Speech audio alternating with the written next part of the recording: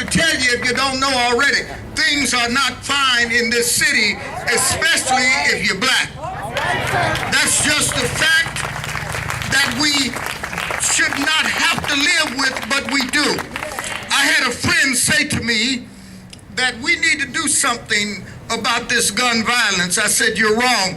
Gun violence has nothing to do with why Trayvon Martin is dead. It was done with a gun, but they used to do it with a rope. Y'all ain't listening to me. We used to do it with a rope. But now we've become more sophisticated, so now what we do is we give sentences 5 and 6 times longer for crack cocaine than we do for powder, but that is still destroying our young black children and young black men. Nowadays, instead of using the rope, and we don't even have to use the gun, we do it in a school system that graduates less than 30% of black children. No, we don't need a rope or we don't need a gun. We do it in a school system where black children 2 years ago, 3 years ago, in reading testing, finished lower than children with English as a second language, and then finished lower in math testing than special education children. These are black children who have nothing organically wrong with them. You know that because look at the president. The only reason for that is that in this city we're not doing the job, but we are killing them and killing their future just as dead as Trayvon Martin's future is right now. We do it in this city in every way possible.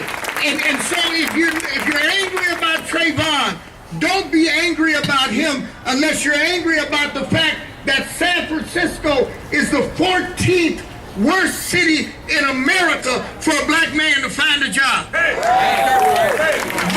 that's not the real tragedy. Because out of the 13 cities ahead of us, except for Phoenix, in those other 12 cities, white men are having trouble finding jobs too. Cincinnati, Detroit, where industry has left. But in San Francisco, white men are doing fine. Y'all don't want to say nothing. I know we're feeling a sense of solidarity. But let me tell you, do not unify with me unless your unity is sincere. If you cannot look deep in your heart and say every now and then, I think I've taken advantage of a little white skin privilege myself, then I don't need you around me. Because we've got to, in this city, have a conversation about race. I wasn't born here. I chose to come here. That probably makes me in some ways smarter than those of you who were born here. You didn't have no choice. And I've been here close to 50 years. And so, you know, I like it, I wouldn't have stayed. But let me tell you what the city that we live in, so you really understand why when you deal with African Americans in this town, we're not happy.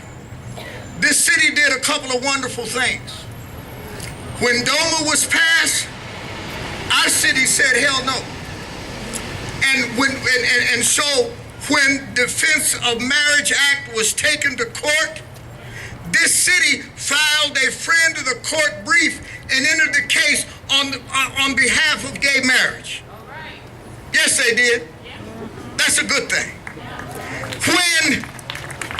When the federal government said, if someone you believe is in this country illegal and they get arrested, you got to turn them over to immigration. And our city said, hell no. Not only are we not turning them in, we're going to declare San Francisco a sanctuary city, and anybody can come here and be safe. I support that. That's what a city ought to do.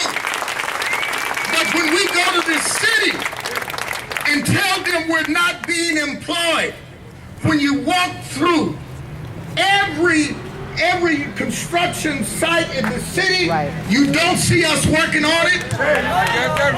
You all don't want Starbucks. Walgreens, the Gap in your town, I understand that, but they will hire black people.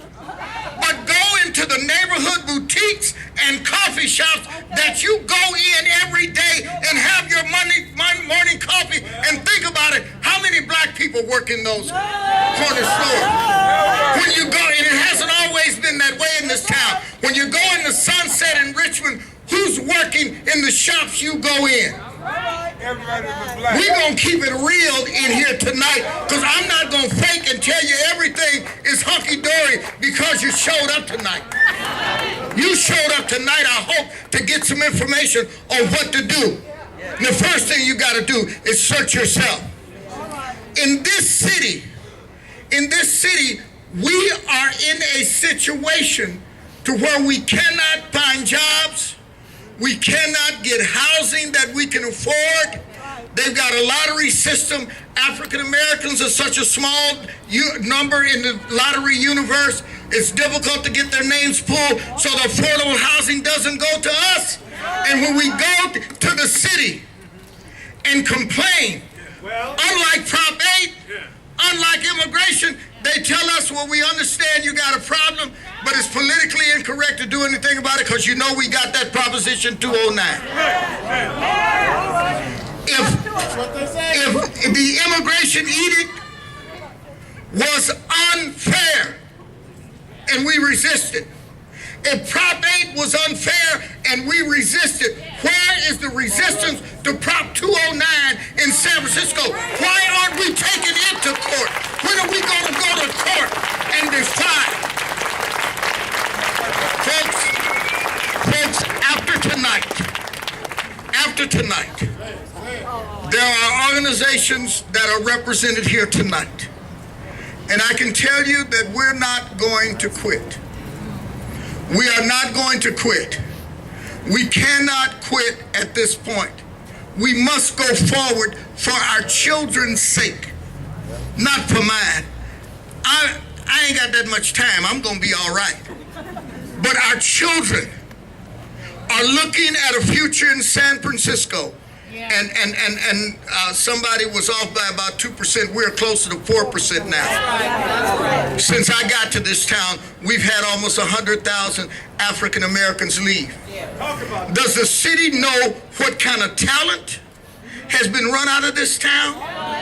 The people who have the solutions are living in other cities. And that's why you can go to Antioch, Pittsburgh, San Jose, Sacramento, and see more black restaurants and black businesses sprouting up there than you do in this town.